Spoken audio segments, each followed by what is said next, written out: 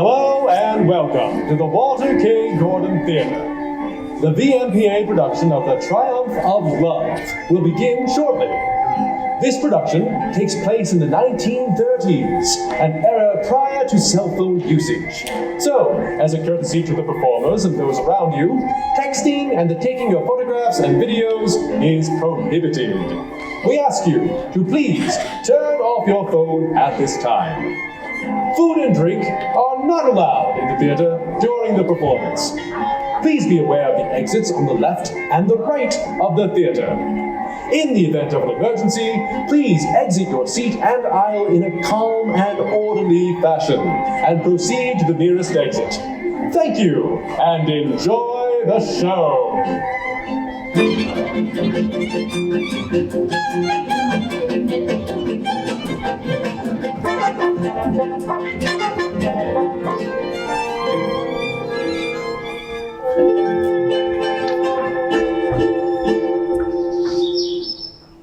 These are the gardens of the philosopher Hermocrates, I think. But madame, won't we be thought rude for having entered unannounced? We don't know a soul here. No, the gate was open, and furthermore, we have come to speak to the master of the house. Let's stay here a while. It's time for you to know more. Finally, I've been dying of curiosity. But Princess Leonie, would you be so kind as to let me ask the questions? As you wish. First, you leave the court and the city, and you come here practically unattended to one of your country homes, where you require that I follow you. Exactly. Now, I have learned to paint, and you know that. And soon after we arrive in the country, you knock on my door, lock yourself in my room, and show me two portraits, which you ask me to reproduce in miniature. One is of a man of 50, the other of a woman of, shall we say, 40, and both are reasonably handsome. That is true. Let me speak.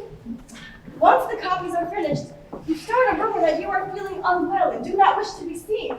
You dress me up as a man, I dress you up as a man, and then we set out together in this get-up, incognito, you with the name of Passion, and I with that of Hermidas. After a 15-minute walk, here we are in the gardens of Hermocrates, a philosopher in whose philosophy I believe you have little interest. More interest than you may think. So what does it all mean? The copy portraits, the feigned disposition, the seclusion in the country, the change of sexes? Who are this man and woman I have painted? Why, a philosopher? What do you have in store for him? What do you have in store for me? Where are we headed and how will it turn out? These are some of my questions. Listen. Let's start at the beginning. You know that, in a sense, I am not the true princess. My uncle, who was a great general, usurped the throne. King Cleomenes had stolen away from him the woman he loved, so my uncle locked them both up and seized the kingdom. The old king died eventually in the dungeon. But what you don't know, Corinne, is that woman died in childbirth, producing a prince who mysteriously disappeared without a trace. My uncle had no children, so my father succeeded him, and I succeeded my father. Yes, but you haven't yet said a word about our disguise or the portraits I painted, and that's all I want to know. Be patient. Now that prince, born in prison and taken away at birth by an unknown hand, that prince is the true heir to the throne I sit on, and I have just found out where he is. Well, thank heavens for that. And will you soon have him in your power? On the contrary, he will have me in his. You, princess? No one will have power over you. The throne is yours. I won't take it from you. Oh.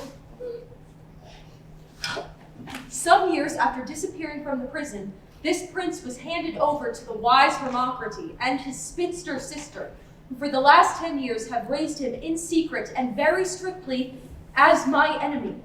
I heard this whole tale from a servant who worked until recently on this very estate. Servants can lie. We need better sources. Oh, but I am not here to disprove the story. A sense of what is right, of fairness, and some other sense, I'm not sure what, brings me here. First of all, I wanted to see Agis. That's the prince's name. The servant promised to point him out to me. He said that Agis and Hermocrates take a daily walk in the wood near my chateau. So I left the city, as you know. I came here, dismissed my escort, entered that wood. saw Agis. He was sitting under a tree reading a book. For that moment, I had often heard talk of love, but I knew it only as a word. Imagine, Corinne, if the Graces endowed one man with all their gifts, nobility, elegance, charm, and beauty, and you can barely begin to imagine the charms of the face and of the form of Agis. What I am beginning to imagine very clearly is that the figure he cuts may explain the figures we're cutting out here in the pastures. Oh, I forgot to tell you, as I withdrew, Hermocrate appeared and stopped me. He asked me whether the princess, me, ever walked in these woods. I was startled by his question, but I realized that he did not know me by sight, and I told him I heard she was about, and then I went back to the chateau. The goal I have set for myself is very, very unusual, and I feigned illness and secluded and disguised myself so that I would be free to pursue it. I will introduce myself to Hermocrate as Phocion, a young traveler drawn here by the reputation of his wisdom. I will ask him to let me spend time with him and to learn at his need. I will meanwhile make every effort to speak with Agis and prepare for him to feel differently about me. I'm born to blood he has been taught to hate, so I dare not tell him my name. Now, love, make use of some of those charms for which I am so often complimented, and protect him from the hate I know he feels for me. But, Madame, if Hermocrate were to recognize, under your disguise, the woman he spoke to in the wood, you'd never set foot in his house. I have thought of that, Corinne.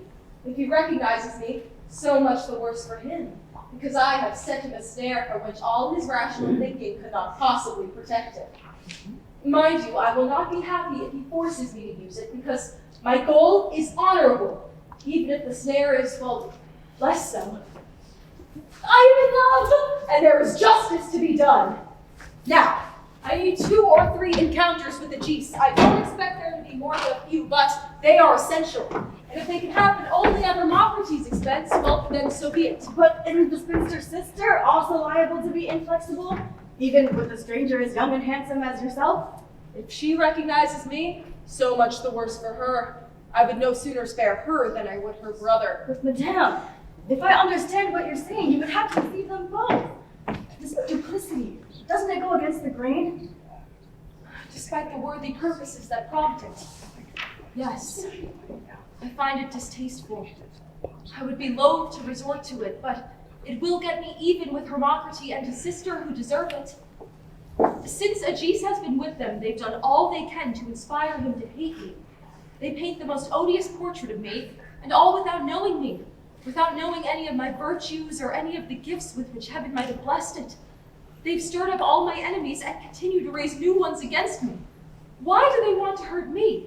Is it because I usurped the throne? But I'm not the one who usurped it. Besides, how could I have returned it when its legitimate heir has never been found and is thought to have died? No, Corinne. I needn't be worried by scruples where they are concerned. Are the portraits of them? Yes, the portraits. I may use them, I may not. Guard them well. And play along, Corinne. Whatever happens, I'll keep you apprised of things as we go. Now who do we have here?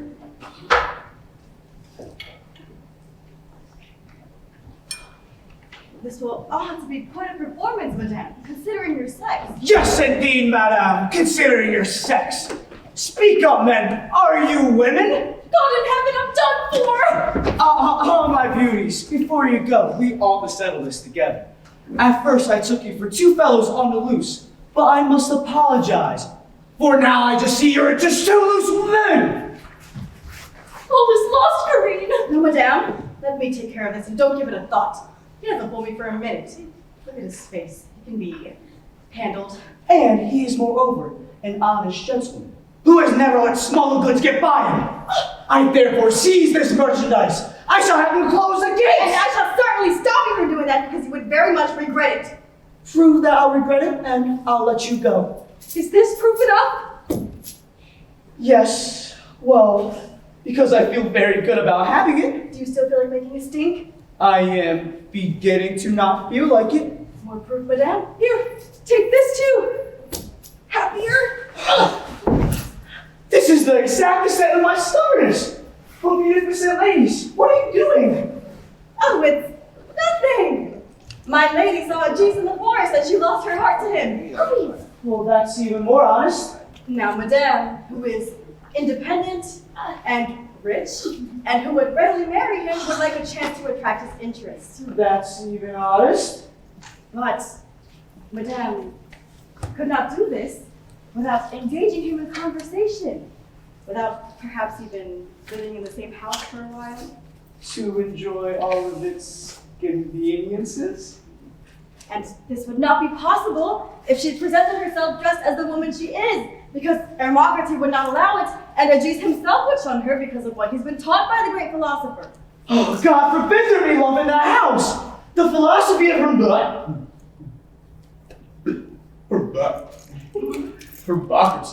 is hostile to love as any philosophy could be. And Agis and laity are faithful followers. You know, I am the only one around here with any know-hows in the affairs of the heart. We saw that immediately. So, all this is why Madame decided to come in disguise, and you can see there's nothing wrong with it. My God, nothing could be more reasonable. My lady happened to take a fancy to Agis, so what of it? We all take what we can get, and that only makes sense. Onwards, obliging gentlemen. I am at your service. Good luck. You have lost your heart. Concentrate on finding someone else's. And I'd happily lose mine if someone would care to find it. Well, in this matter, my loss will be your gain. You are a lucky man. Don't forget that Madame is Confucion, and I am Erina. And above all, Agis must never know who we are. Fear not, Lord Bushon. And don't worry, buddy old pal. See, I know how to handle myself. Quiet, someone's coming! And just who are you talking to, friend? I'm talking to people! For God's sake, I can see that. But what people? And who do they want? Lord Hermocrates.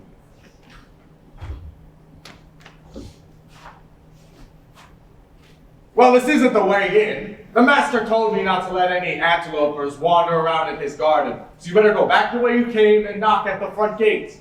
We found the garden doors open. Aren't strangers allowed to make mistakes? No, and they're not allowed to sneak around either. And don't give me this about slipping through open drawers. You have the decency to call out to the gardener. You ask for his permission. You show him certain considerations. And then the drawers are slipped open. Easy does it, my friend. You're speaking to a very important person. Easy to see this person is rich, since this person has a lot to guard. And I guard only my garden. But this person should take another road. What on earth is all this noise about? Damas, at whom are you shouting? At this pretty young thing that jumps over the wall to pick the fruit off our trees. You arrived just in time, sir, to rid me of this man. I came to pay my respects to Lord Hermocrates. We found the garden doors open, and he wants me out. Enough, Damas. You've made a mistake. Run off and tell Leontina where the stranger wishes to speak to Hermocrates. I must apologize, sir, for the rustic greeting he gave you. Hermocrates himself will apologize. Your appearance alone suggests you be shown every consideration. For that matter, both of them have pretty faces. The gardener was indeed brusque, but your compliments redress the wrong. And if, as you say, my appearance inspires you to consider me favorably, why, that would be one of the kindest services it could do me. But mine is only one of the fortuitous appearances in this garden today. Well, let's not make too much of it, sir, but your appearance does do you credit. And though we met but a moment ago, I can assure you one cannot be more favorably inclined towards someone than I am towards you. That makes four of us! Let's take a walk and discuss these inclinations. May I ask who it is for whom I feel such affection? Someone who feels it in return and would forever. Tell me more. I sense I've made a friend I might soon lose. Our separation would never be my doing, sir. What do you want from Hermocrates? Do you want to study with him? He has educated me, you know, and I am proud to say he does love me. His reputation drew me here. I intended only to spend some time at his side, but since meeting you, that intention has given way to another, more pressing one, which is To see you for as long as I possibly can. And then what? I don't know. You will decide that. I'll take only your advice on the matter. Then I advise you never to lose sight of me. Then we will always be together. I would like that. With all my heart. Look, here comes Leontine. The mistress approaches, and I don't like that pious look of hers at all.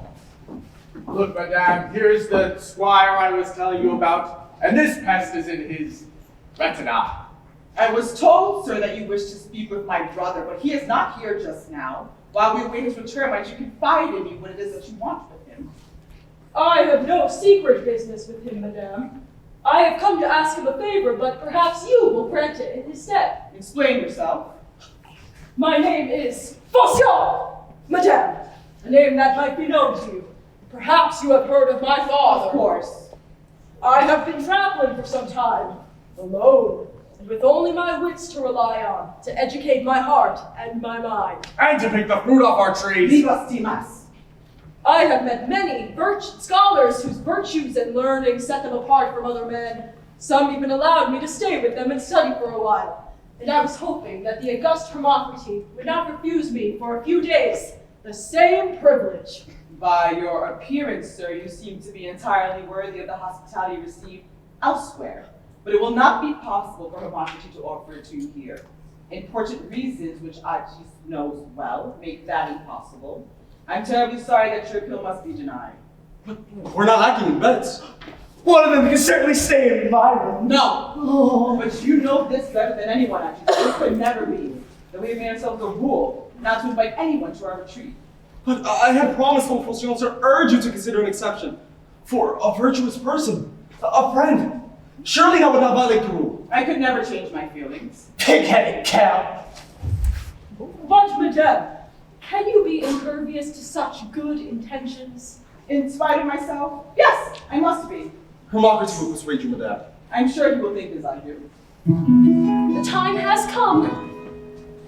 I will not press you further, madame, but may I make so bold as to ask for a moment alone with you? Frankly, sir, your tenacity is off-putting and it will not help your case. But if you insist. Will you leave us for a moment?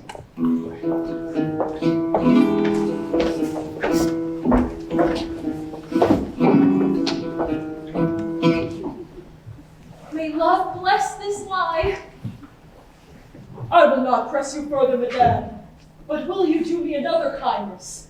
That is to advise me in a matter that will entirely determine my peace of mind for the rest of my life. I would advise you, sir, to wait for Hermocrates. Better to consult with him than with me. No, madame, in this matter, you can help me far more than he can. For I need someone who is not severe, but rather, well, forbearing, whose judgment is tempered by compassion. I have found that sweet mixture more often in your sex than in ours. Please listen to me, madame. I appeal to all that is good in you. I'm not sure exactly what you're getting at, but a stranger deserves certain considerations. So speak. I am listening. A few days ago, as I was passing through these parts, I saw a woman who did not see me. I will describe her to you. Perhaps you know her. She is tall, but not too tall, yet she is still really quite majestic. I have never seen such nobility of bearing. I have never seen a union of such tender features with an air so imposing, so controlled, so stern even. One cannot help loving her, but with a love that is timid, even frightened of her presence. She is young, but not with that youthful flightiness I have always deplored, knowing how to amuse the eye, but not yet deserving to touch the heart. No, she is young in a different way, at an age when her charms at the height of their powers are richly and eloquently blended, when her well-tempered soul has lit up her beauty with its unmistakable subtle radiance. I do not know her, sir. This woman is unknown to me, and the picture you paint of her is surely too flattering. This woman whom I adore, madame, so many times more wonderful than the picture I have painted of her. I tell you, I had no intention of stopping here, but I was transfixed by her beauty, and I watched her closely for a long time. She was conversing with someone. She smiled from time to time, and I saw in her gestures a certain sweetness, a generosity, a kindness. I also saw it shining with piercing clarity from her solemn, quiet eyes. Who could he be speaking of? After a while, she laughed. When I asked who she was, I learned that she is the sister of a distinguished and respectable man. Am I dreaming? She has never married, but lives with her brother in a retreat whose stoical pleasure she prefers to the confusion of a world inhospitable to the truly virtuous. In short, I heard only good things about her, and so my reason, as much as my heart, finally determined that I must love her. Spare me the rest, sir. I do not know what love is, and I would advise you poorly on something of which I have no understanding. Please listen to me, madame, and don't let this word love shock you. The love I am speaking of is not at all profane. It is pure, ennobling, virtuous. In fact, my love of virtue kindles my love for this woman. These two loves are inextricably mingled. They are the same love. Please let me go, sir. I'm expected at the house. We've been speaking a long time. I merely grew, madame, transported and changed forever by these feelings. I vowed to love her forever. I implored to speak to her brother and to get his permission to stay in his house. And once there, close to her, submissive, attentive, tender, I would make her a gift of my love, my respect, and my passion, for the gods have willed it so. I am trapped. Can I free myself? I did what I had resolved. I came to speak to her brother, but found her instead. I implored her in vain to grant my request, but she denied me and left me in my present state. Imagine, madame, my heart, trembling and confused before her. Surely she might see its gentleness, its pain. Surely she might feel some pity, if nothing more than that. She has refused me even pity. So I have come to you, madame, despondent, and here at your feet I confide in you all my sorrow. What are you doing, sir? I desperately need your help and advice with her. After what I've concerned, I myself need advice from the gods. But your heart, madame, is blessed with the wisdom of the gods. Follow your heart. My heart? But the heart is an enemy to peace, to serenity. Would you be less peaceful or serene for having been generous? Oh, Sion, you say you love virtue, but can you love it if you corrupt it? To love isn't to corrupt. What is your purpose? I've given you my life. I want it to be yours. Will you suffer my presence here for just a few days? For now, that is my only wish, and if you grant it, I know that Hermocrate will allow it. But you're the one who would suffer. You who loves me. What good is love that does not cost? But can a virtuous love inspire feelings that are not virtuous? I don't understand. What are you coming to do, Phocion? What is happening to me? It is inconceivable. Would you have me lose my heart? Would you have me lose my reason? Am I to give my life over to my feelings? Am I to love you? I, who has never loved, when in the end your fiery is meaningless. For you are young, and you are handsome. Well, I am neither. But how can you say that? Very well, sir. I do admit I had my small share of beauty, or so it was said. Nature did endow me with certain charms, but I've always held them in contempt. Perhaps you'll make me come to regret that I've disdained them. It shames me to say it, but they've now gone. Or what little is left of them will soon be.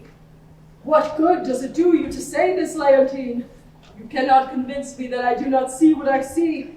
Perhaps you hope to sway me with these very charms you speak of. Oh, could you ever have been more enchanting?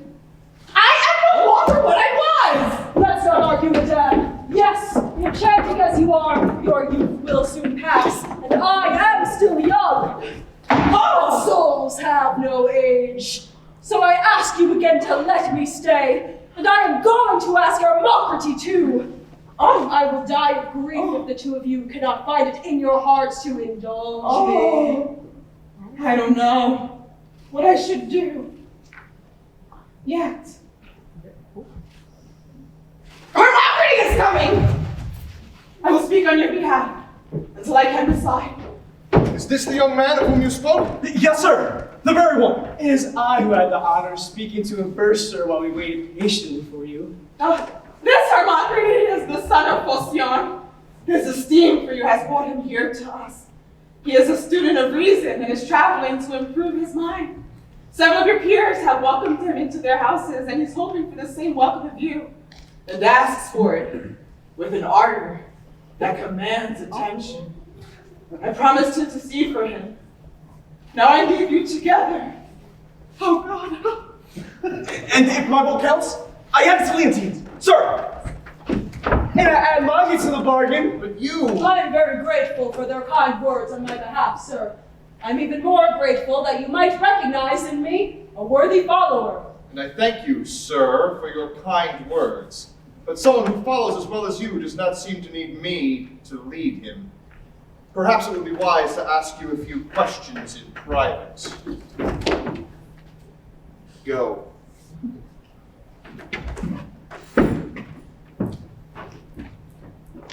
Either I am mistaken, sir, or you are not unknown to me. I, sir? I have my reasons for wanting to speak to you in private. I thought I could spare you some embarrassment. I don't need lightning to confirm my suspicions. And what suspicions are those? Your name is not Phocion at all. He remembers our meeting. The boy whose name you have borrowed is in Athens at present. I happen to know this from his tutor. There must be someone else with the same name. That's not all. His assumed name is not your only disguise. Admit it, madame, I have seen you before, walking in the wood. You speak the truth, sir. So you see all your character witnesses here did you no good. At least they won't have to see you blush. If I blush, it does me no good, sir. It's a reflex I regret, and it has misled you. My disguise does not conceal anything of which I should be ashamed. I am beginning to see your design, and I see nothing in it at all becoming to the innocent virtues of your sex. And certainly nothing of which you should be proud. The idea of coming here to take away my student, Agis, of working your dangerous feminine charms on him, of stirring up in his heart a turmoil that is almost always disastrous, this idea, it seems to me, would naturally make you blush. Agis? Who? That young man that was just here? Are those your suspicions? What do you see in me to justify them? Or do you suspect me simply because I am a woman? That it should be you who does me this injury, and that intention such as mine should inspire it. No, sir. I have not come here to stir up Agis' heart. Far from it. He was raised by your hand, and he is strong for the wisdom of your teaching. But to assume this disguise for his sake would not have been necessary. If I loved him, I would hope to conquer him with less effort. I would let him see me as I am. I would let my eyes speak. His inexperience and my dangerous feminine charms would have given me the edge. But it is not to his heart that mine inclines. The heart I seek is a more difficult one to entrap. Oblivious to the power in my eyes, indifferent to beauty. And as I cannot resort to using my feminine charms, I've made a point of not putting them on display.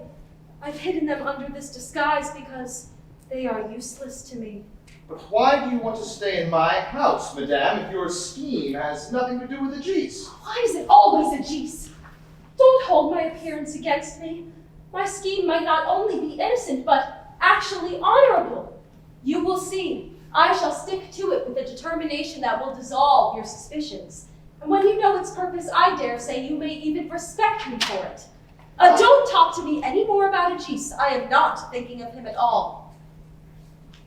Do you want irrefutable proof? That would hardly be becoming to the innocent virtues of my sex. I do not come here with a woman's cunning or vanity or pride. I come with something finer and stronger. We were speaking of your suspicions. A few words might dispel them. Will the one I love agree to give me his hand? Here is mine. And Agis is not here to accept my offer. I no longer know to whom this is addressed. You do know, sir, for I have just told you. I could not have said it any more clearly by saying your name. Hermocrates! I am. You are enlightened, my lord. I am, I suppose, though your words trouble me deeply, that a heart such as yours can be moved by me. Oh, listen to me, my lord, please. I must explain myself after burdening you with this. No, madame, I'll hear no more. You needn't justify what you have said to me. I won't judge you for it, but for goodness sake, leave me alone. Was I made to be loved? No. You lay siege to a solitary heart, to which love must remain a stranger. My severity, my self-denial must combat your youth and your beauty. But I am not asking you to share my feelings. I have no hope of that. Or if I do, I disavow it. But allow me to finish. I've told you that I love you. Now I must explain myself. But reason cautions me against hearing any more. But my virtue and my honor, which I have just compromised, demand that I continue. Please, my lord, I aspire only to be worthy in your eyes. My heart desires only that reward. Why should you not hear me out? What have you to fear from me?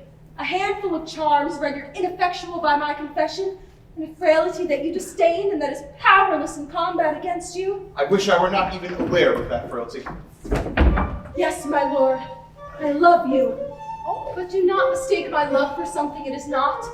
This is no rash infatuation, and my confession is not irrational, nor has it slipped from me in an emotional moment.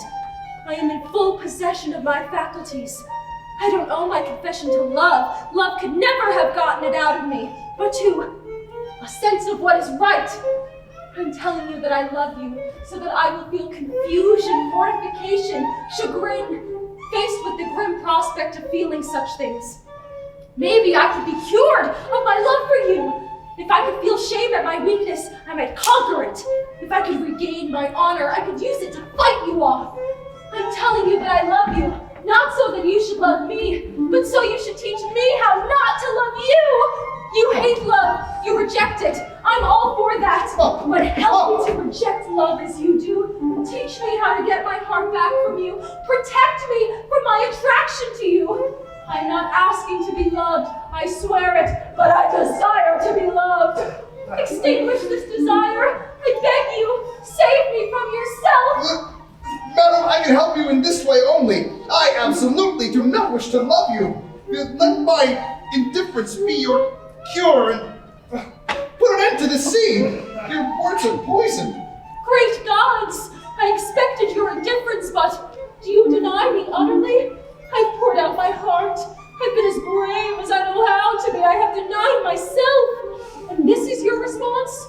Does the wise man serve only himself? I am not at all wise, madame.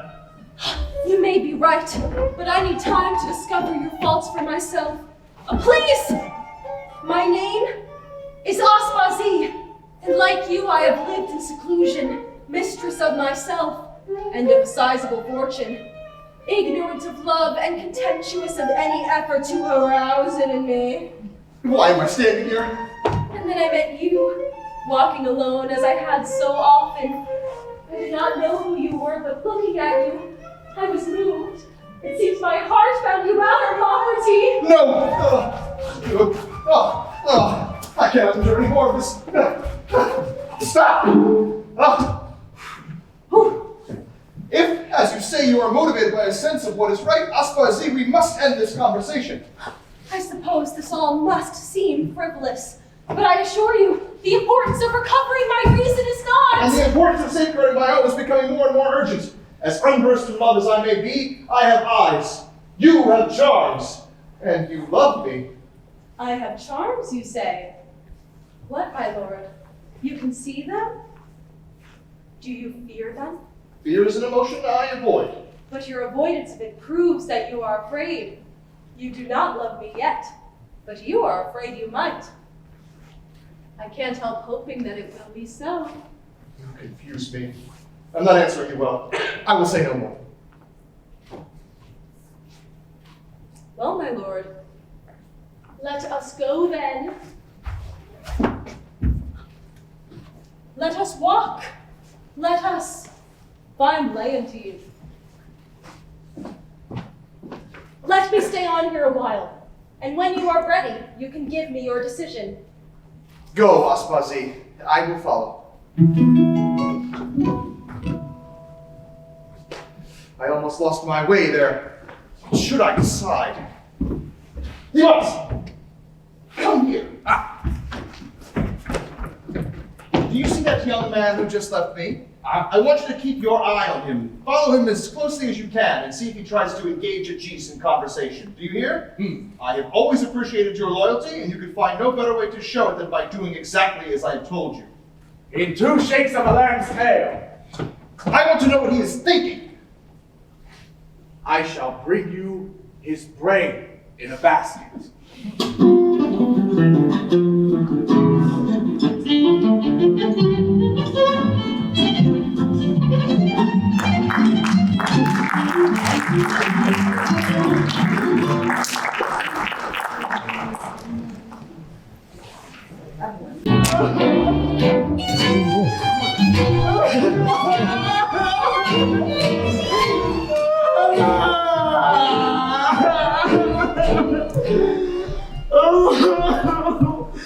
How will I be able to marry Corinne? Oh, what a happy me!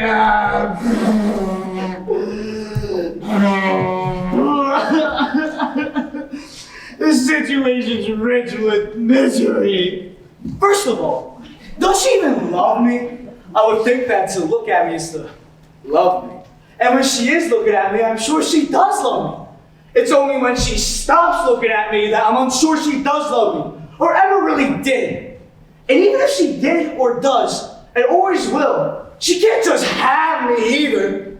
And she's a lady's maid, a servant, one of the mistress's belongings, who has as many rights as a petticoat. But I am, for I can do what she cannot. Rise! And even though I am a servant, and I have no rights, I have only to think of her, and I can do precisely what she cannot. Rise! And I can't just have her either, because not only do I serve, but I serve her mockery. And the chances of him allowing me to lead the pursuit of love go slimmer with every panting breast. Oh, passing breath! Oh, how will I be marry Corinne? I'd rather just die. Die. That's it. Let me see some unusual sort of death. A heroic death. No, a horrible death. That's it. You, right there. Give me your program. Give me it right now. Give me your wallet. Oh, blood, burns, it burns. Poison ivy, yes. Oh, it itches. Oh, I like it.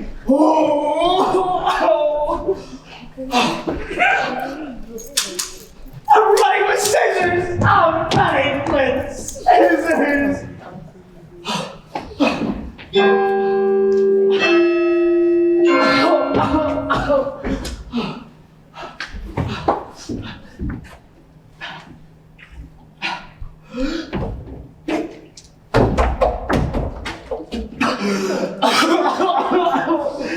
Idiotic servant, fool, poor, passionate, put upon Corinne.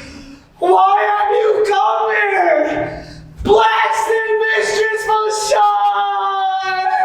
shine! Perhaps, if I'd be hilarious just for a while, I can amuse myself to death. Oh, for God's sake, get over here! I tell you, ever since these poachers got here, it's impossible to get a word in with you. You're always off in some corner, whispering with that whippersnapper valet. My fairy old friend, I'm just being civil. If I don't pay constant attention to you enough, doesn't mean I love you any less. But being civil doesn't mean keeping things from very old friends. You know, friendship is like wine. My God, the older the better. That's how it is. What a tasteful observation! We'll drink to that whenever you say. It'll be my treat. Aren't you lordly? You say that as if it rained wine and money. Think you could scare up enough neither to make it worth my while? Don't you worry about a thing. Oh, bless my heart, but you're quite the magpie. But then again, I'm a magpie too. And since when were we scavenger birds? Don't think I don't know you've already picked our visitors clean. You see, I saw you counting your stash. Oh, it's truly a day of reckoning! I think I've got him. Listen, friend, the master is very upset. He doesn't know what to make of it at all. I suppose he saw me counting my stash too! Oh, it's much worse than that. He thinks there's something going on around here, and he wants me to play the fox and sniff it out. He wants me to plow those two trespassers and gather in their harvest. He wants to know why they cropped up and what's growing in them. Understand? Not exactly. Is this how foxes talk? You won't get anything out of me. I only want to find out what you know. To begin at the beginning, you're not supposed to tell the master who these vagabonds really are you? You'll never get it out of me! Well, he won't have to. He only listens to me anyway because I see everything. Oh, so you know who they are then? Oh, for God's sake, I knew them root and branch. Oh, I thought I was the only one who knew about them. You? Maybe you don't know the first thing about them. Oh, I do! I bet you don't. I don't think so. You can never figure it out. I could too, but anyway, they told me themselves What? that they're women. They're women? What? You mean you didn't know? You speak! No, I didn't. But by God, I do now! I'm a fox. You're a fiend! I'm a fiend! I'm a fool! Oh, I'm gonna make the most out of this. I'll tell everyone. What a tale! They're women! Gosh, you have cut my throat! Oh, what do I care about your throat? Women in my garden, making payments to the valet behind my back? Let the blood flow. They are trespassers! They must be called to account. So, my friend, do you want money, do you? Well, I'd be a damn fool if I didn't, and I can guess where it's going to come from. I will prevail upon the lady to buy back my blunder, I promise. This blunder will not be cheap, I can tell you. I realize it's going to be overpriced. And payments begin now. First, you tell me every little thing about this swindle. For instance, how much money did she give you? How many gold pieces? And how much loose change? Tell the truth. She gave me 20 gold pieces. 20 gold pieces? Oh, that's a new life. You could buy a small farm for that much. But what does she want to hear? Well, Ajis was out on a walk while he stole her heart. So he came to steal back. Sounds like easy money to me. And that pretty little valet, I suppose we have to cut her in? Does she steal hearts too? I wouldn't mind stealing hers. If you could steal like you keep secrets, I don't think you could manage it. But look, my God, here they come. Cash down, skirts up. I can't possibly talk to him. He's with that gardener. Now, they seem a little shy. Tell them I already know everything there is to know about their bodies. No need for circumspection, madame. I am a blabbermouth. Who are you calling Madame Harlequin? I'm telling you, I let the cat out of the bag. He tricked me into it. You fool! You told him who I was? Lock, stock, and bosom. Good God! I know you want to steal a heart, and I know whose heart you want to steal. And I know about Harlequin's money. The only thing I don't know is where's my share, because I was promised one. That does it, Corinne. My plans are completely ruined. Now, madame, don't be discouraged. To get what you're after, we're going to need all the help we can get. There's nothing to do but bribe the gardener as well. Am I right, Damas? Absolutely right, mademoiselle. And your price? I guess you'll just have to pay me what I'm worth. He's a chiseler, and he's worth the shoe. That suits me fine, Damas. There's something in advance. And if you hold your tongue, you will thank your lucky stars for having been associated with this little adventure. Your servant, madame. I'm bought and sold. And I'm ruined. If it weren't for my damn tongue, all the money would have made its way into my pocket. Do you realize you're buying the confidence of this flower lover with my savings? Don't be sad, Harlequin. I'll make you both rich. Now, I have a problem. Listen to me. A little while ago, Hermocrates promised to let me stay on here, but I'm afraid he may have changed his mind. He is at this very moment deep in conversation about it with his sister and Agis, who want me to stay. Tell me the truth, Harlequin. You didn't let anything slip to him apropos of my designs on Agis. Did you? Certainly not, my Lady Bountiful. I only told this mercenary dog. Yes, you did, but you'll shut up now if you know what's good for you. If you haven't said anything, then we have nothing to worry about. Kareen, let them in on my plans for Hermocrates and the sister. You and Harlequin will handle the portraits. Damas and I will handle the philosopher. If we don't make very careful considerations that will Don't be worried. We'll get it right. Oh, I see Agis! Off with you, and for God's sake, don't let Hermocrates catch you together. Go, go.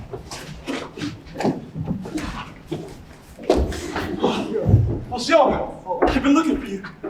As you can see, I am very anxious. You see, Hermocrates seems less inclined to let you stay, but he offers no reasonable arguments. And I still haven't even spoken a word on your behalf. I just so happened to be present when his sister spoke for you. She was utterly convincing. But I'm not sure what will come of it, because something urgent called Hermocrates away in the middle of their conversation. I've never been displeased with him until today. But, my dear Phocion, do not let what I said discourage you. You have a friend in this conspiracy. I'll speak to him, and we'll convince him yet. Are you really my friend, Agis? Do you still find it nice to have me here? If you left, I'd expect I'd find it terribly dreary. You are the only thing keeping me here. Do you really feel that way? I do too. 1,000 times more than I can say. Will you give me proof? You see, this is the first time that I have tasted the excitement of friendship.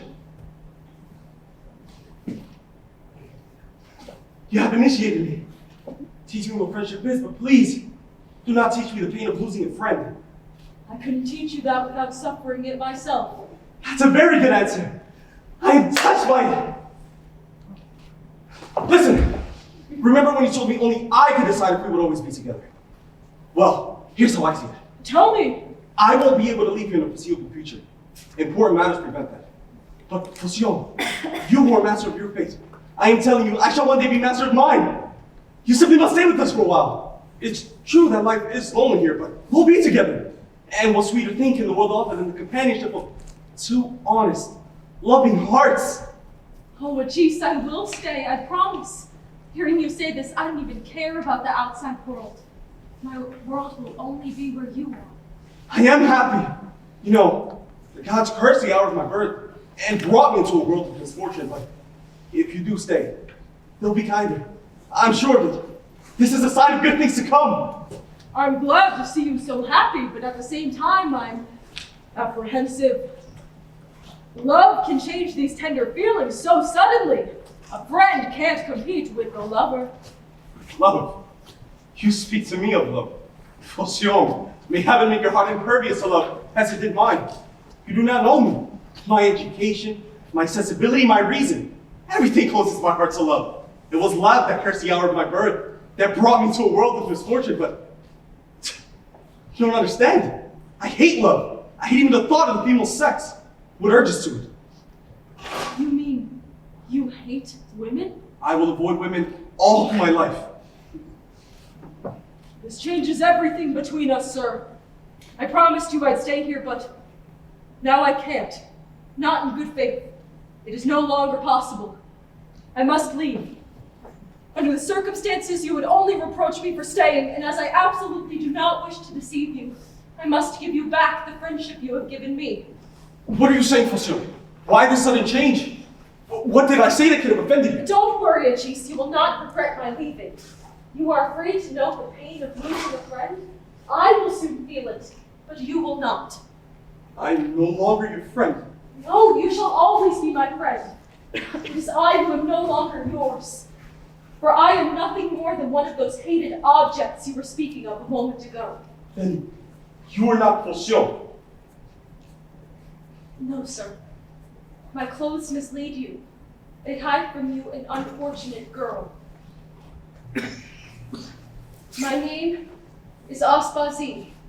I am the last of a noble and wealthy family, and I am escaping the persecution of Princess Leonide, who wants me to give my fortune and my hand in marriage to a relative of hers who loves me and whom I can't abide.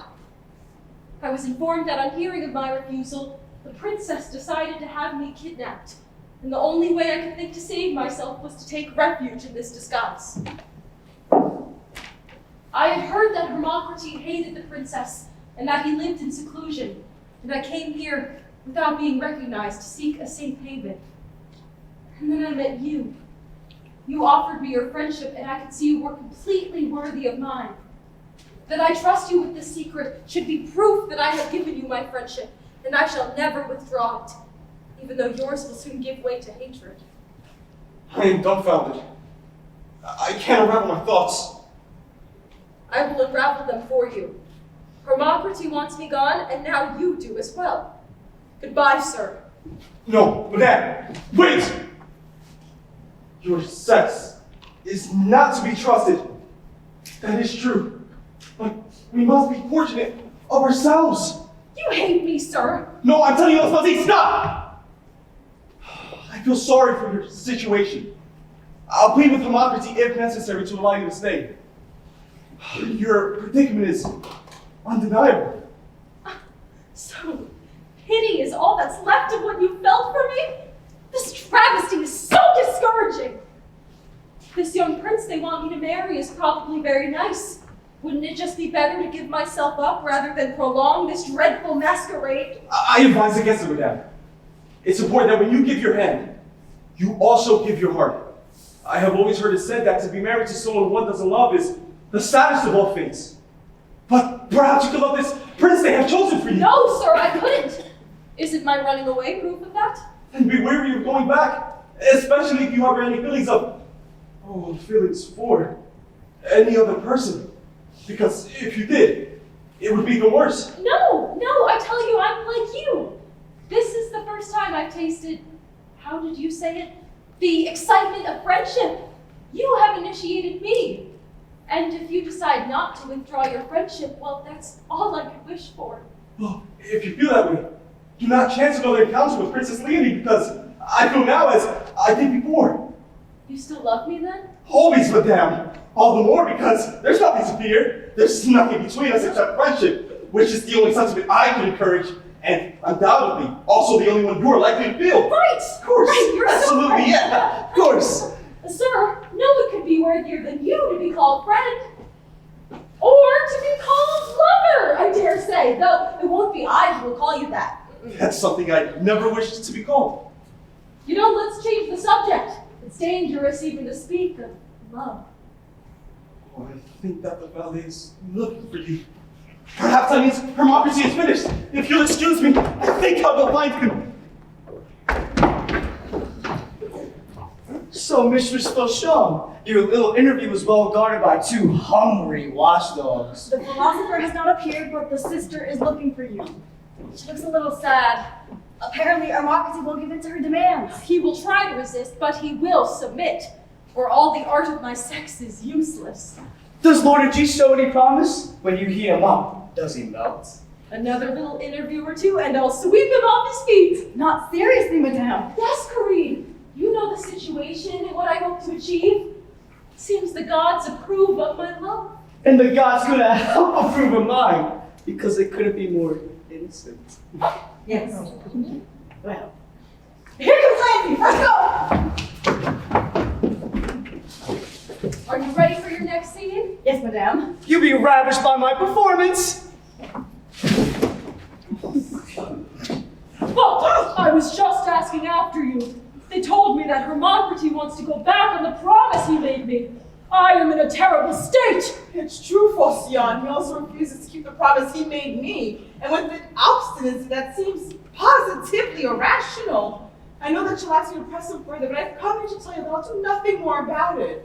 Laerty, you. No! His refusal has brought me to my senses again. You call this coming to your senses? So, my love for you blinds me. I can think only of offering myself to you. I do offer myself to you. I abandon myself utterly to you. I yearn to touch you, yet patiently refrain from doing so. And you want me to leave you? No, Laerty. That is not possible. That is the one sacrifice I could not make for you. Where do you suggest I find the strength to do this? What strength have you left me? Consider again my situation. I appeal again to your virtue. Let virtue stand between us and judge our case. I am in your garden. You have suffered my presence here. You know that I love you with a passion infinitely hot that cuts to the core of my being, a passion awakened by you. And you want me to leave? Oh, Leontine, ask me of my life, tear out my heart, but do not expect the impossible. Oh, such demonstrative behavior, such emotion. No, Phocion! Now, I am certain that you must leave. I will not be a part of this any longer. Good heavens! What would become of my heart, where it is as emotional as yours? I would always have to struggle and resist, and yet never win. It is love you wish to arouse in me, isn't it? Love, and not the anguish of feeling love, because that is all that I would feel. So go, please. Go away and leave me as I am. For pity's sake, be patient with me, Leontine. If I left this place, I would wander blindly, lost to myself. I wouldn't know how to live without you. My grief would paralyze me. I hardly know who I am anymore. Because you are devastated, I am to love you. What tyranny is this?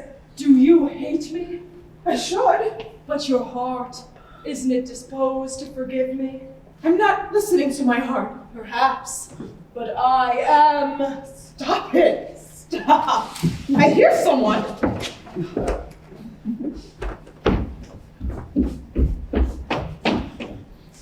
What is the valet doing here, madame? The Master Hermocrates ordered me to study your behavior very closely, because he doesn't know you from Adam. But since I am with madame, my behavior needn't be studied quite so closely. Pray tell him to go, madame. I had better go myself. Oh! If you run away without promising to intercede for me, Oh! I'm not answerable for my actions. Run along, Harlequin. It is unnecessary for you to stay. Oh, more necessary than you think, madame. Oh, You do not know who you're dealing with here. This gentleman is not so much interested in virtue, but as a glimpse of virtue. And I am warning you, he intends on corrupting yours, madame. What are you up to, Harlequin? I have no indication that what you say is true. This must be one of your jokes. Would that it were, madame. But listen to this. Just now, his valet, another rapscallion if I ever saw one, comes to me and says, Shay, your mistress, she's a divine woman. Tell me, has she had many suitors? As many as she wants. Will she have more? As many as she wanted. How many does she have? A lot. Is she a confirmed spinster? I cannot vouch for her in this matter. Why? Is your master in love with her? Out of his mind in love with her, came the answer. We're only sticking around here to capture a heart, for we have enough money, enough lust for 10 marriages. haven't you said no? Oh, look how it upset him. Well, perhaps he'll tell you the rest if you want to figure it out. But your valet, Lord Phocion, wasn't he just amusing himself saying all of this? Answer me, Phocion! Cat's got your tongue, madame.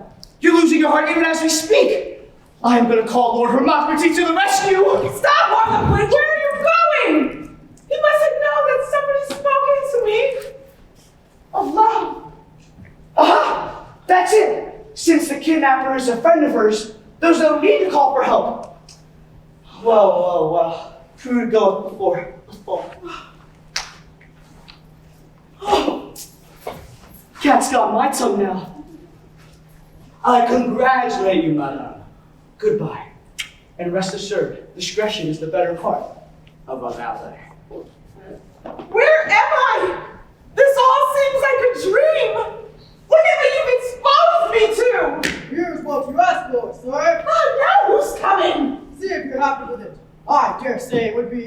again if the subject had actually been present while I painted. Why bring me this in the lady's presence? Oh, well, let's have a look.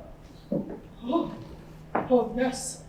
There's that refinement, the selflessness, and the fire of her eyes.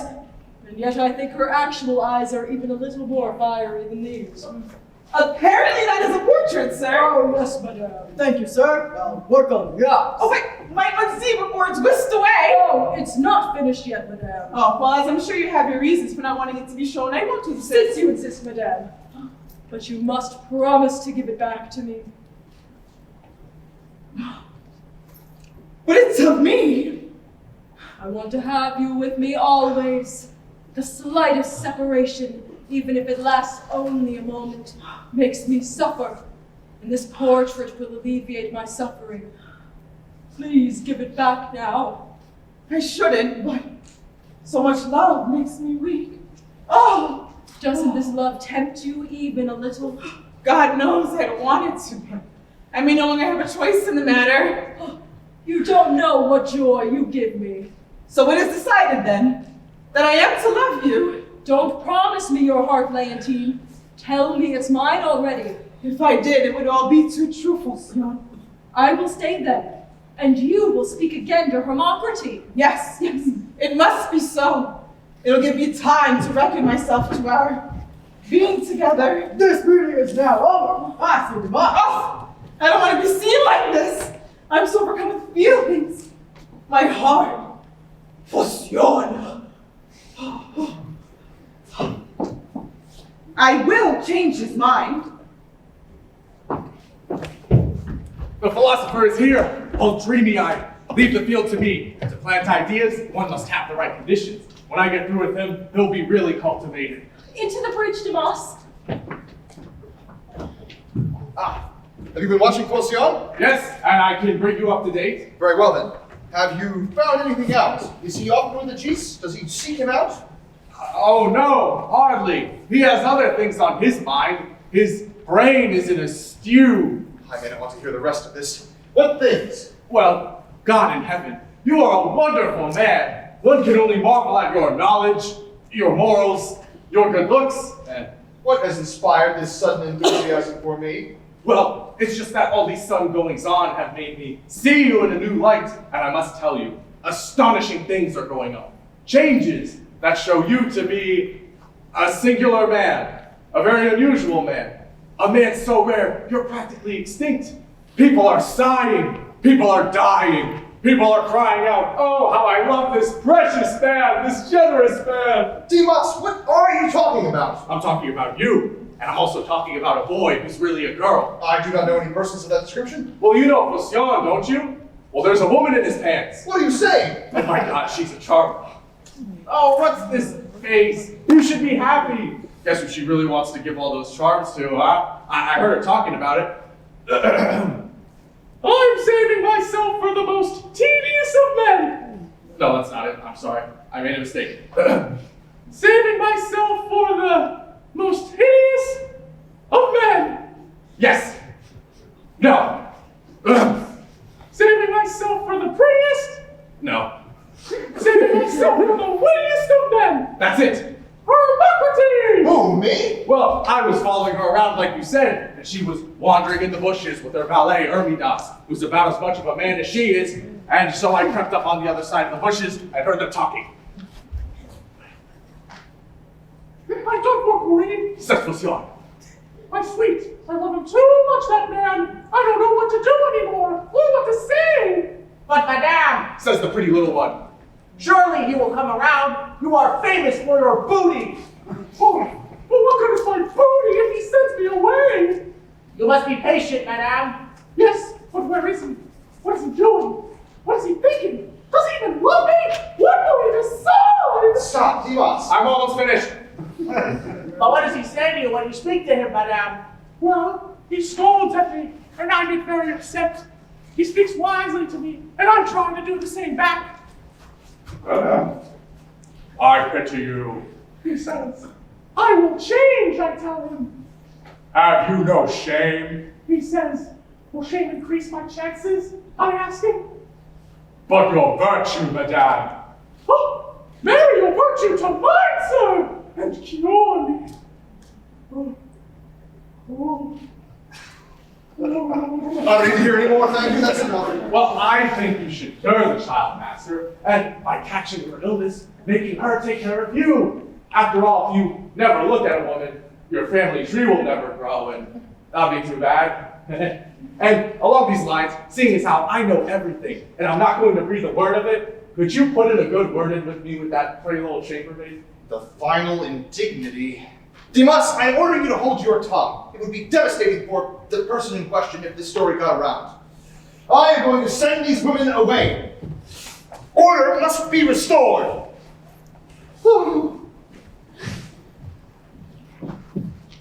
So, Jamas, what is he thinking? He said, wardrobe must be restored, so he's sending you away. I thought as much. But then again, I think he wants to keep you. You've lost me. What's worse, he seems to have lost himself. He can hardly make out what he wants at all. That was the last thing he said. All his philosophy is dried up. There's hardly any left. Well, what is left, he'll surrender to me. He may be wise, but he'll fall into the same trap that caught his sister. Meanwhile, I'm worried that Agis is avoiding me. I haven't seen him at all since he found out that I'm a woman. Oh, but look, I see him speaking to Kareem. Maybe he's trying to find me. You know him through and through. Here he comes. But, madame, all this double dealing, it won't jeopardize my fortune, will it? No, your fortune is safe. Thank you very much. Aspazi, you run away from me every time I come near. Fact is, you ran away from me when last we spoke. I admit it. But I was troubled by something. Something disquieting. And it won't leave me alone. Will you tell me about it?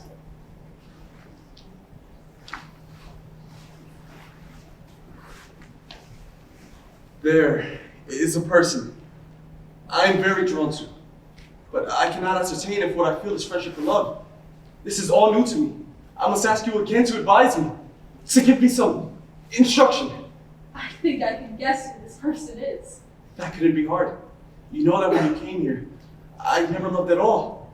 And since you've been here, I've hardly looked at anyone but you. So, it follows logically that, The person is I. yes, it's you, Aspazi. Can you tell me what I should make of it? I can't help you at all. Maybe you can tell me what I should make of it, because I am in the same predicament. When I came here, I had never loved at all. And since coming here, I've hardly looked at anyone but you. And I have changed too. You love me, Aspazi. Yes. But what have we really learned from this? We loved each other first as friends, then we started feeling confused. Do we love each other now as we did first, or in a different way? That's what we need to know. Perhaps we could figure it out if we told each other what we are feeling. All right. Let's see. Did you have difficulty avoiding me just now? Oh, immense difficulty. This does not bode well. Did you avoid me because your heart was troubled by feelings you didn't dare tell me about? Oh, that's it exactly. You understand me so well. Well, there you go. But I'm warning you, you're not necessarily going to feel better because of all of this. In fact, from what I can see in your eyes, the prognosis is less than promising. My eyes look at you with the greatest of pleasure. With a pleasure bordering on excitement. Well, that could only be real love. It isn't necessary to ask you any more questions. I would give my life for you. I'd give 1,000 if I had them. Case is closed. Love in your words, love in your eyes, love in your heart. This is real love if there ever was love. Love as it ought to be, as it has always been. Or perhaps, as it has never been. So you can see, Aspazi, I love you not as I first did, but in a very different way. And now that you know what is happening in my heart, ought I not to know what is happening in yours? Be careful, Agis. A person of my sex may talk as much as she likes about her friendships, but must never speak of her love. Besides, you are already too full of tenderness, too naked with tenderness. If you were to expose my heart's desire, things could get even worse than they already are. You were talking about my eyes. Let's talk about yours. They seem to be telling me something new about your love for me. I I can't answer for my eyes. They may well tell you that my love for you has deepened, but I suppose I don't mind telling you that myself. Oh God, your words! Oh, they threw me into an abyss of passion! Unfathomable! Incredible! You feel as I do! Yes, I can't help myself. But to love as we love, it isn't enough. One must have the freedom to live one's love and to go on living it and speaking it forever. And Lord Hermocrates, who makes the rules... I respect Hermocrates, and I love him, Aspazi. But I'm beginning to learn that the heart cannot always live by rules. I will seek him immediately before he finds you. He may have already decided to send you away, and we will need a little time to figure out what we are going to do. You're right, Achilles, you should go quickly. But let's find each other again soon. I have so much to say to you. And I to you. Go! Leave! When people see us together, I'm afraid they're going to read my thoughts and see exactly who I am. Again, so, Aspazi, this time I'm going to find out Hermocrates and convince him. Oh my God, he's lucky he got away. The jealous one is here. Hermocrates! Out of hiding at last. Couldn't you think of any other way to dampen my ardor than by avoiding me and leaving me anxious and melancholy? While your strategy hasn't worked, it makes me sadder, but no less loving. No, in fact, something else kept me away, Aspazi. But I'm afraid your feelings are no longer at issue. Your presence here from this moment on is really unmanageable, and it can only hurt you. Demas knows who you are. Need I say more? He knows your heart's desire. He overheard you talking, and neither you nor I can afford to count on the discretion of someone like that. So you must leave, for your own good, to protect your honor. Leave, sir? Would you send me away in this state, 1,000 times more confused than when I came here? What have you done to cure me? Is this the lesson in self-denial for which I sought out the wise Hermocrates? I hope what I have to say will end your confusion. You thought me wise. You loved me for that reason. But I am not at all wise, madame. A truly wise and virtuous person would not be threatened by your presence. Do you know why I am sending you away? Because I am afraid that your secret will expose me and make people think less of me. Because I am proud, and I fear that I won't seem virtuous, without troubling myself meanwhile to be virtuous. Because I am nothing but a vain and arrogant man, to whom wisdom is less important than the contemptible, deceitful mockery he has made of it. This, then, is the object of your love. I have never admired it so much. You can't be serious. Oh, but I am, my lord. That you can confess these things makes you even stronger, and me even weaker. You say you are not all wise, but then you provide splendid proof that the opposite is true. This strategy isn't going to work either. Wait a minute. You believe me capable of feeling all that love lets loose in the hearts of other men. Do you remember when you said that? Well, the least civilized soul, the most common lover, the most impulsive youth, could not experience more upsetting emotions than those I have been feeling. Nervousness, dread, rapture, jealousy. Is this a proper portrait of Hermocrates? The world is full of men who want to feel these things. Any man picked at random is better suited for this love of yours than I, madame. You must not feel it for me. But I do! You tell me to protect my honor. Could there be a greater honor than inspiring in you the feelings of which you speak? Or than that which you do me when you speak of them? You are protecting my honor! I no longer need ask you to help me find peace of mind. Your confession has given it to me. I am at peace. I am happy. You have pledged yourself to me. We belong to each other. Oh, but there's only one thing left to say, and I will end with that. If you stay, I will reveal your secret. The man you so admire will be disgraced, and his disgrace will reflect very poorly on you and forever haunt your conscience. And if I leave, my revenge will be certain. The love you feel for me will take care of that. I leave, and you run away from a love that could have been the sweet salvation of your life, which will be the ruination of mine. I leave, and you delight in your sacred reason, your relentless wisdom. Fed by my unhappiness, they will surely thrive. I leave, And you destroy my heart.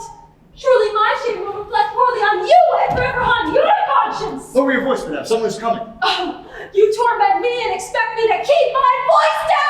You move me more than you think, but kindly do not speak in a loud voice. Give that back to me! What right do you have to steal it? What are you doing? What the devil do you think I'm doing? Would you make a mockery of my loyalty? I am going to inform the master. What is all this noise? What's the matter here? The matter here is some consequence to you, and only these devils know the details. However, since I have unmanned them, we'll soon know everything. Unman them. I just found this little fellow striking the pose of a thinker. He mused dreamily, he shook his head feverishly, and he examined his manuscript intently. He had at his side the shell covered in green, yellow, gray, and white. And I snuck up onto him to see what documents he was forging, but what a rogue! He wasn't forging words or letters, he was forging a head, sir, and that head was yours! Mine? Yes, your very head, except, well, it's a lot less large than the one you're wearing at this moment. Why, just the nose that you normally have on is bigger than your entire face in this pretty little portrait.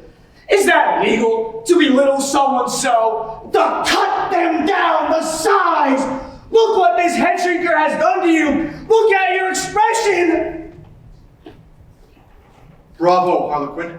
I don't blame you at all for being suspicious. Run along. I will look into this. Make sure they give the rest of yourself back. You can't save face if you're missing most of it. Why did you paint me? What were you after? I was glad to make a portrait of an illustrious man, and I would be proud to show it to people. It seemed a natural thing, sir. You flatter me. And besides, I knew that this portrait would give pleasure to someone in particular who would never have ventured to commission it. And who is this someone? Sir, I... Hold your tongue, Karine. What's going on here? Aspazi? Don't press her any further. Let's just pretend this never happened. Yes, but it has happened. How can I ignore it? Let's not talk about it anymore. You are embarrassing me. I cannot believe what I am seeing, or what is happening to me. I do not know anymore what is happening to me. I don't know if I can endure any more of this. I am under a spell. I am being swept away. Oh, Karine, why have you done this? Have you triumphed, Aspasi? Have you won the day? I surrender! You are embarrassing me again, but I cannot hold it against you. Take the portrait back, madame. It belongs to you. I will not take it back unless your heart comes with it. It does. Nothing must keep you from having it. Take it from me. Then nothing must keep you from having this. Take it from me. It is of you. Show me that you cherish it.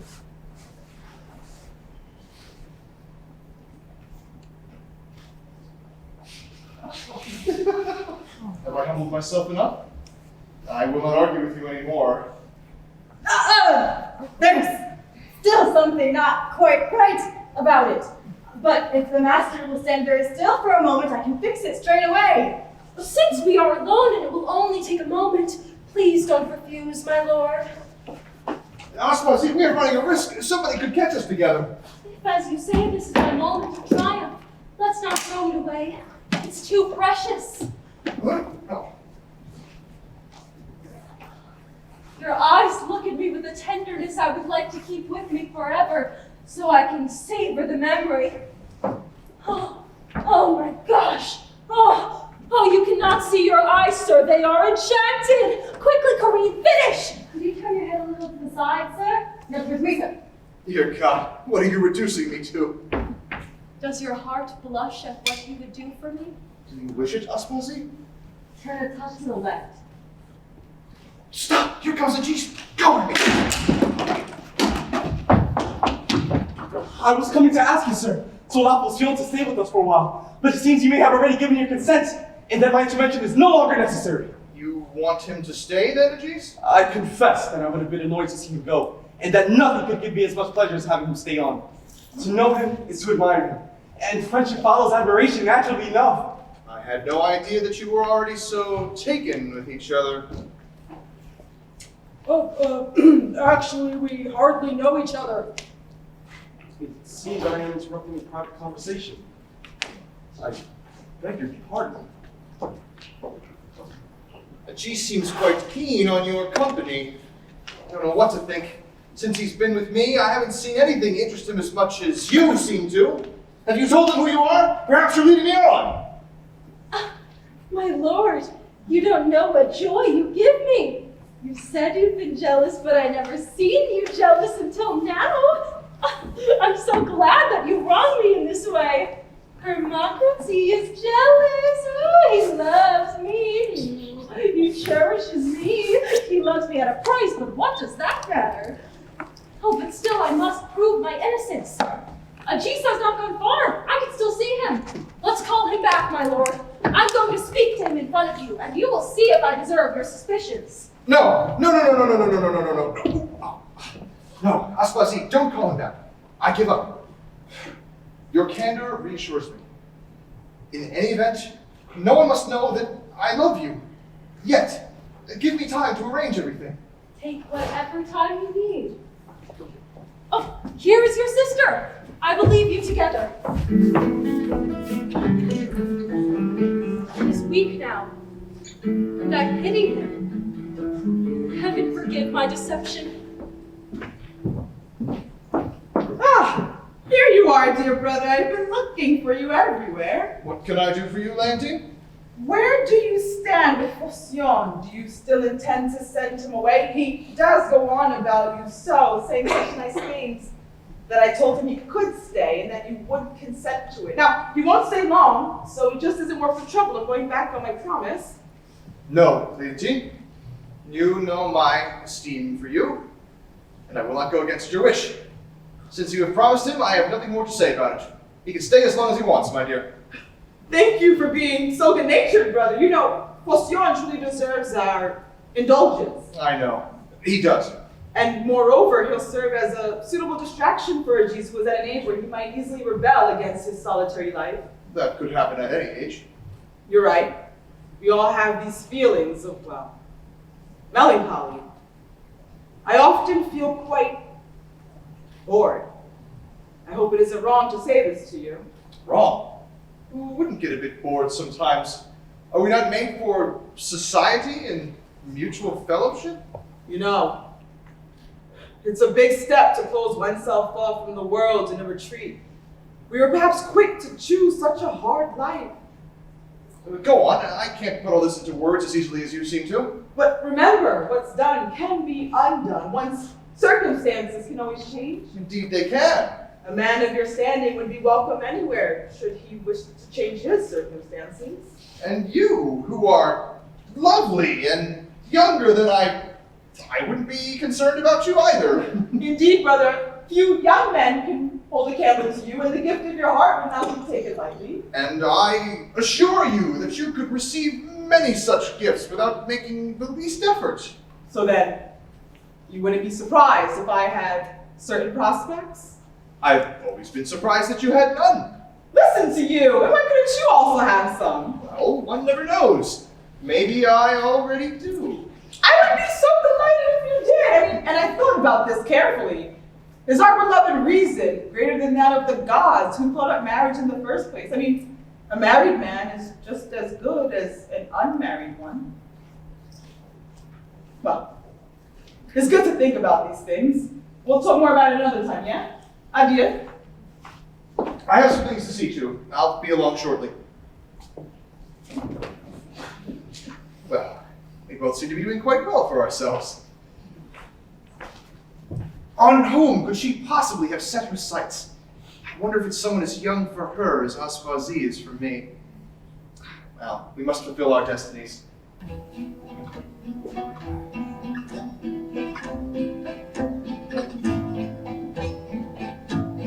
How weak we are. We are so weak.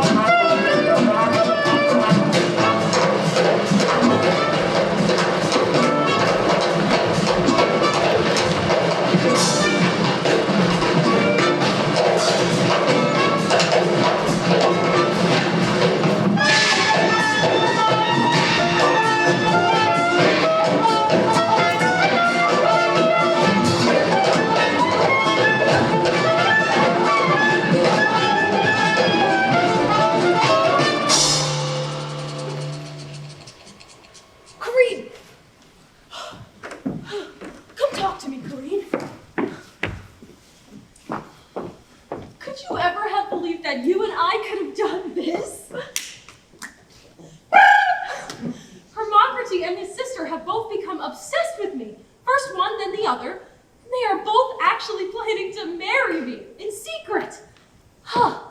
God knows what arrangements have already been made for all these imaginary nuptials. Well, I never would have believed it. That love could turn a famous rationalist into a passionate, jealous lover. That love could confound the minds of these oh-so-controlled paragons of reason and virtue. And I had to listen to every word out of them because I caught them as they fell, as I must continue to do until everything is settled, finally, with Agis. Agis. I have to tell him who I am, and I dread it, but at least I know he wants to see me as much as I want to see him.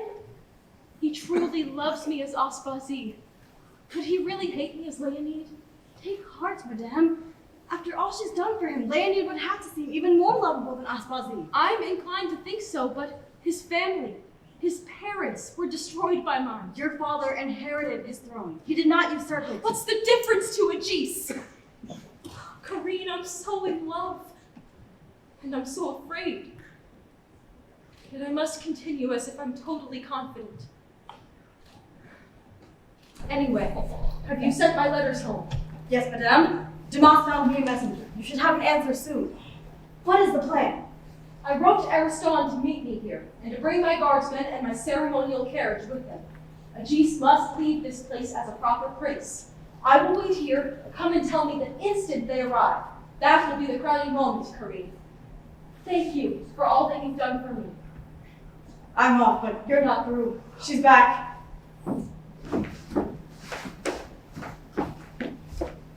Happening. A word with you, my Phocion. The die is cast and our troubles will soon be over. Thank heavens. I have taken my life into my own hands. We will be wed and we will be together forever. I still think it's wrong to have the ceremony here, yet the other arrangements you made don't seem, well, quite appropriate. You arranged to have a carriage meet us, isn't that so? Close to the house? But don't you think it would be better if instead of leaving together, I left alone, went ahead into the city, and awaited you there? Yes! Yes, you're right! You should go on ahead. Good thinking. I'll go immediately and get ready to leave. 2 hours from now, I'll no longer be here. Phocion, you will follow me soon. I can't follow until you've gone somewhere. You should be grateful for my love. Your love is priceless. You shouldn't make light of mine. You are the only person in the world for whom I would take this step. It's not so big a step as you think. You run no risk.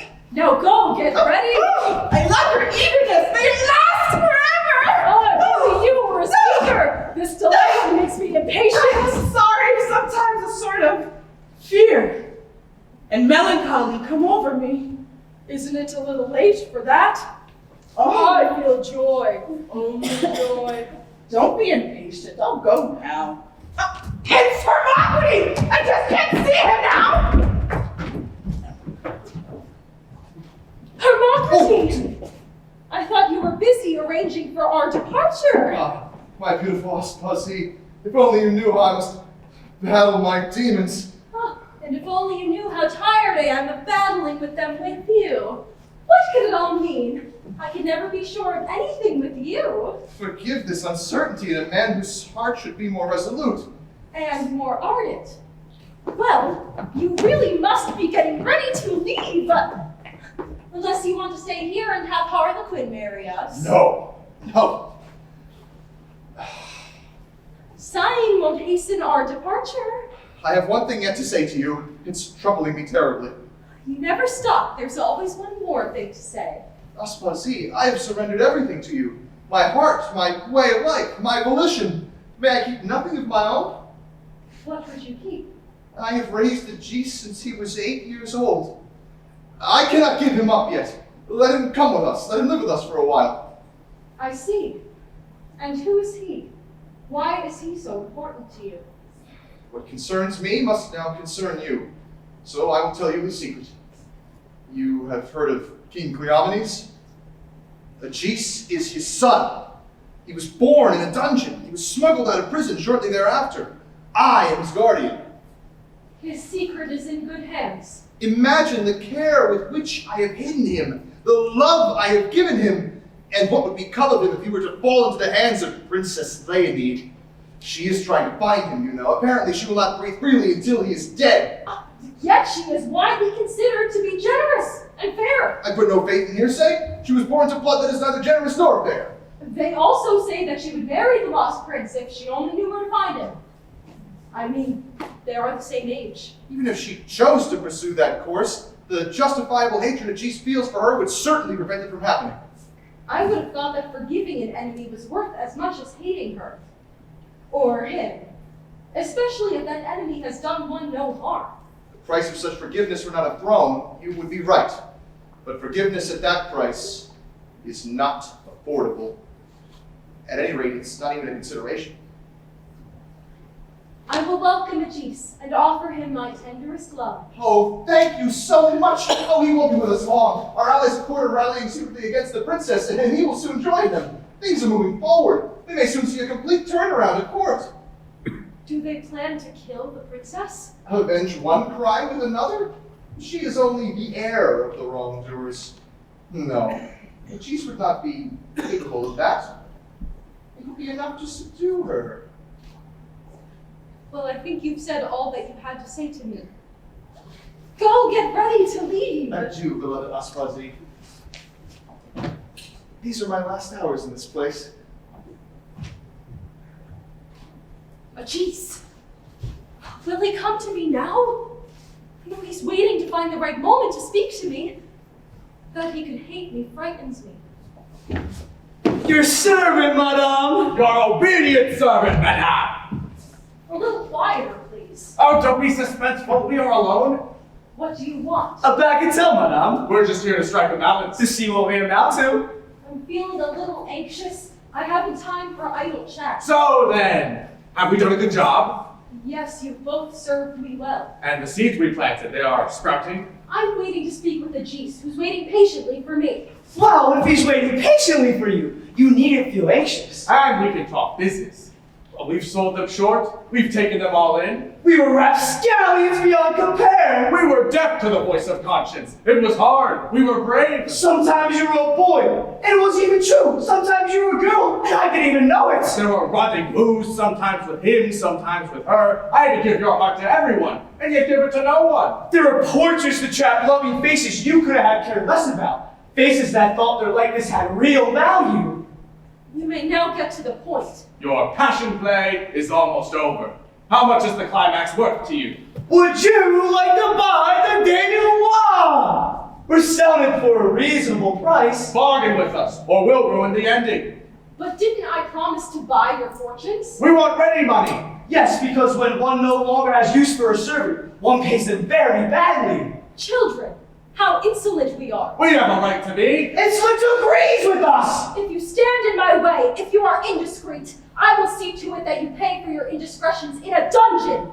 And I promise you, I have the power to make that happen. Huh?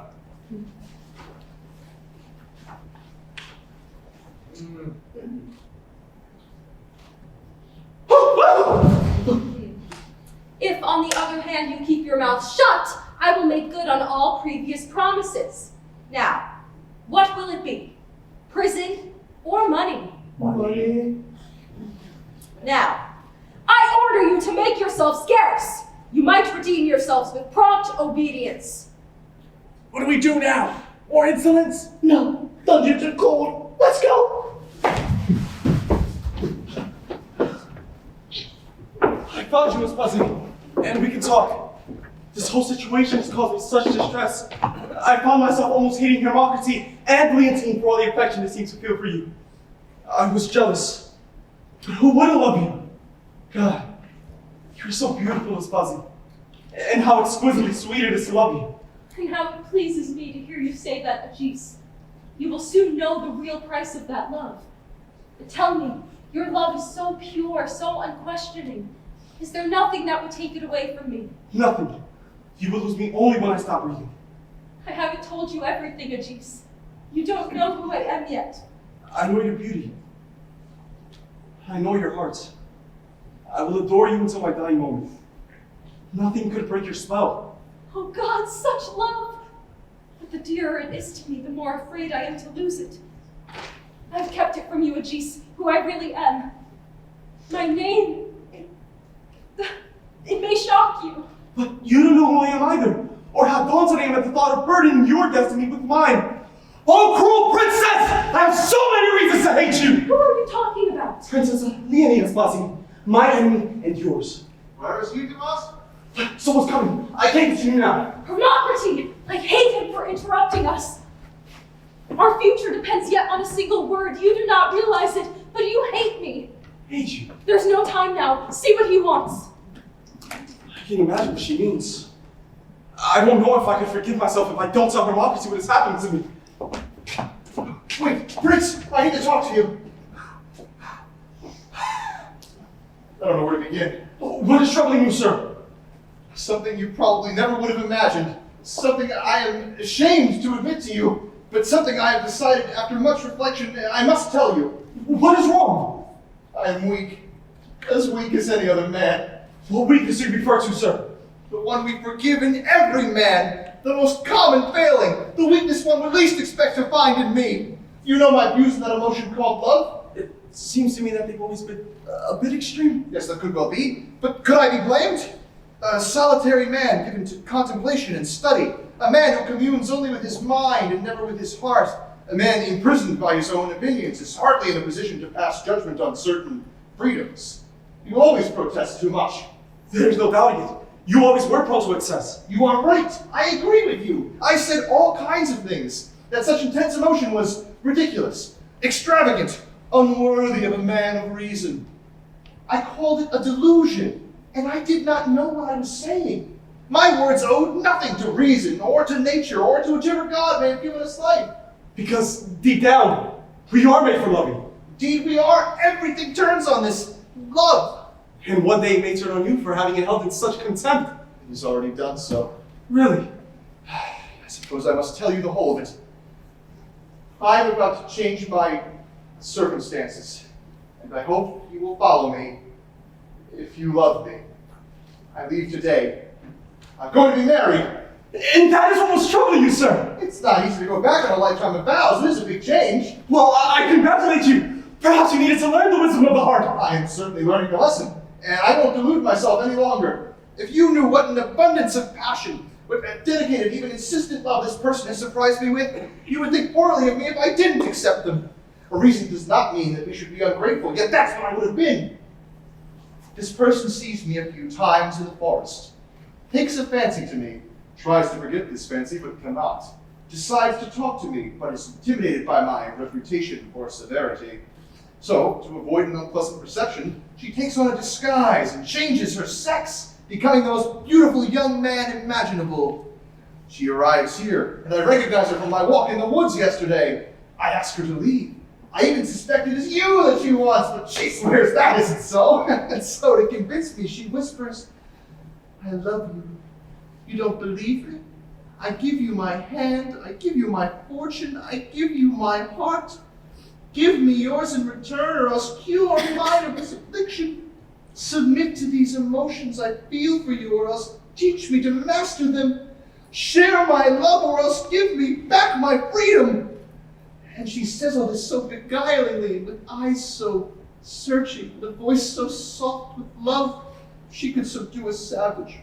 But, sir, this tender lover in disguise, have I seen her here? Did she come here? Yes, and she's still here. But only Phocion has come here. She is Phocion! Don't say a word, it's late.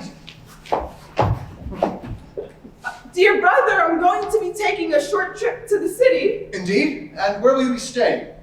At Frosine's. I've had news from her and she's asked me to come at once. Then we shall both be in absentia. I'm also leaving in about an hour. I was just telling Agis. Oh, you too, dear brother. Where will you be going? I'm going to see Criton. Heavens, to the city like me. It's curious that we both have business in the city. Do you remember the subject of our conversation a moment ago? Your trip doesn't by any chance have some sort of secret purpose? Now, the way you say that makes me wonder about your trip. You remember what you were hinting at when we last spoke? Hermocrate. Let's speak openly. We see through each other. I'm not going to Frosine's at all. Well, if we are being frank with each other, I will be no less candid with you. I'm not going to see Criton. It's my heart that leads me where I'm going. Mine needs me. And what's more, I'm getting married! Oh, well, so am I! Oh, well, that's wonderful, Hermocrate! And since we shared our secrets, there's no need for me to spend the expense of traveling elsewhere to the ceremony. Because he's here! Ah! And since you know everything, there's no need to sneak off. You are right. I won't leave either. We will all four be married at the same time, because she, the one to whom I've given myself, is also here. I haven't seen a woman here. I married Procyon. Procyon? Yes, Procyon! Oh, well, now, you don't mean the boy who came here to study, do you? The one who wants to stay on with us? I don't know any other Procyons. Wait, no, wait a minute, wait. I'm also marrying him. We can't both marry him. You're marrying him. Well, that's absolutely mad! It's absolutely true! What can this mean? My Procyon, the Procyon who loves me with his infinite tenderness, the one who had my portrait made without my even knowing it. That's not your portrait, it's my portrait. It was without my even knowing it that he had made. She. Are you sure you're not mistaken? Look. Here's his portrait. Do you recognize him? Oh, my sister. I have one too. Yours is of a man, mine is of a woman. But that seems to be the only difference. Heavens. Has this happened? Oh, it has happened. And now I must speak. She didn't give me a portrait, and I was also supposed to marry her. What? You too, Agis? What a peculiar coincidence. I am outraged! There's no point in grumbling. Our servants have obviously been bought, and I fear there may be more surprises in store. Leontine, let's go! There's not a moment to lose. That girl must explain her deception. She must tell us the truth. I have no hope. So they're gone, the meddlers. Agis! What is it? Why won't you look at me? Why did you come here? Which of the three of us do you really intend to marry? Hermocracy, Leontine, or is it me? I see. I've been found out. Don't you have a portrait for me? Like the others? I wouldn't have given the others my portrait if I hadn't intended to give you my life. Hermocracy can have your life. Or Leontine. Goodbye. I am leaving. You have been worse than false. Cruel. I don't even know what to call it. Goodbye forever. You have killed me. Wait, listen to me. Don't touch me. Let me go. I will not let you go. I will never let you go. If you refuse to listen to me, you are the most ungrateful of men. Me, whom you deceived. Ungrateful. But I did it for you. It was for you that I deceived everyone. I had to. Every false word I have spoken is proof of my love. My heart's desire is honest. My love is true. You're wrong to insult me. And all the love you have for me, you can't see that now. You do love me, and you will respect me.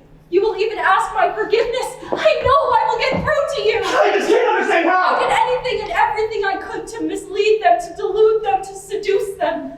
Because making them love me was the only way I could get through to you. And you were the only object of everything I've done here. I was inspired at every turn by your eyes, your hands, your mouth. Spazzy, can I believe you? Harlequin and Damas helped me. Though they know my secret, they will confirm what I'm telling you. Ask them. I would even trust them to tell the truth about this. Can it be possible that you are telling the truth? Spazzy, it was for loving me. Yes, but that isn't everything. The princess you just called your enemy and mine. Aspasi, if you really do love me, you must know that she is trying to kill me. She will not spare the son of Cleomenes. I know who you are, and I am in a position to put her fate in your hands. But I am only asking that we be able to decide our own fate. Listen to me! Her fate is in your hands. The love in her heart, here, puts her at your mercy. Her heart. You are leaving me, madame. I told you before that you didn't yet know how much I love you. Now you do. You have all my secrets and all my love. All my life.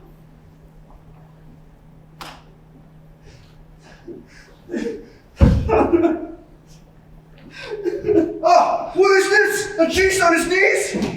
Of whom is this a portrait? Of me. And this one, you imposter! That's me too. Would you like me to take them back and return yours? Stop it! Your justice gone far enough! Who are you? Why did you come here? I will tell you, but first, hurry! Master, did you see? Horses, soldiers. There's a gilded carriage at the bottom of the garden. Madame, Ariston has arrived. Come, sire. Come accept the tributes of your subjects. The royal guard awaits your word. It is time to go.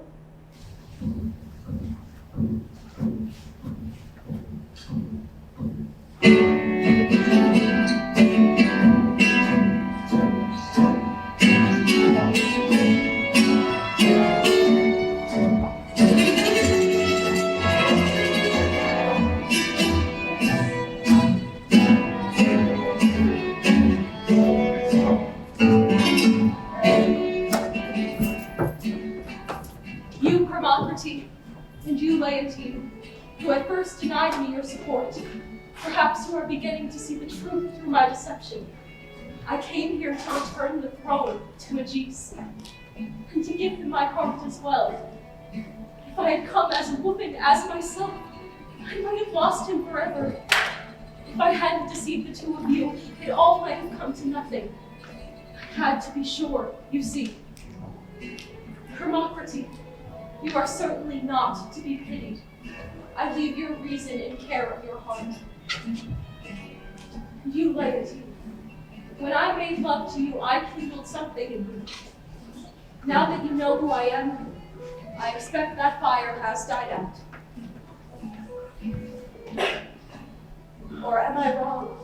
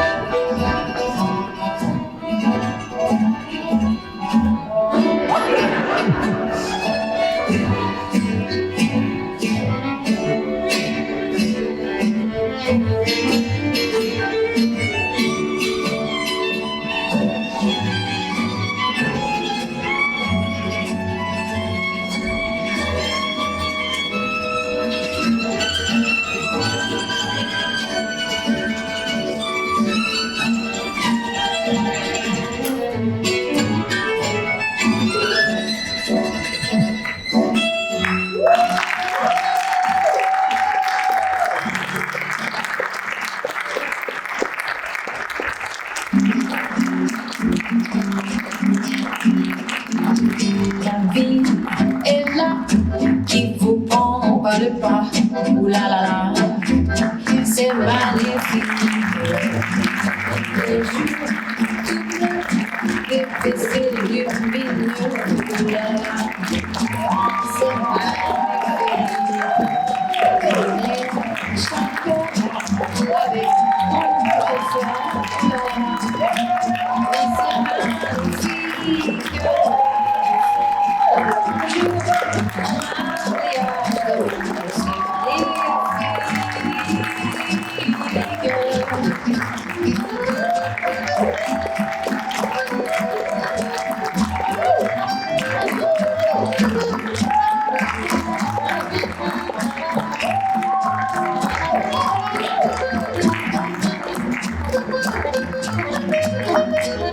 Thank you.